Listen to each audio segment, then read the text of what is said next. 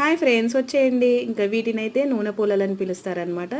ఇంకా వీటినైతే మా సైడ్ అయితే పెళ్ళికి ముందు పెళ్లి పిల్లని పెళ్లి కూతుర్ని ఇలా చేస్తారు కదా, అప్పుడైతే అమ్మవారికి అయితే బట్టలు పెట్టి కొబ్బరికాయలు కొట్టేటప్పుడైతే ఈ నూనె పూలలు అనేటివి చేసి అమ్మవారికి నైవేద్యంగా పెట్టి ఇంకా పెళ్లి పనులు అనేటివన్నీ స్టార్ట్ చేసుకుంటారనమాట మా సైడు.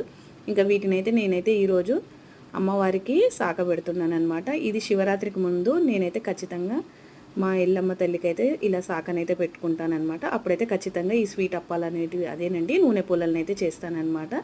వీటిని నాకు గోధుమ పిండితోని మరియు బెల్లంతో చేశానమాట. చాలా మెత్తగా స్మూత్గా వచ్చాయన్నమాట. నెక్స్ట్ వీడియోలో ఎలా చేశాను ఏంటనేది అయితే ఖచ్చితంగా అప్లోడ్ చేస్తానండి. ఎందుకంటే నాకు అరసలు చేయడం రాదనమాట.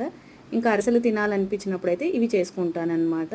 సో ఇక్కడైతే ఇలా అన్నీ రెడీ చేసుకొని అయితే గుడికి వెళ్ళి ఇలా అన్ని అమ్మవారికి అయితే సమర్పించుకుంటామన్నమాట. ఇంకా ఇదైతే మా దాంట్లో ఉన్న ఆచారం అన్నమాట.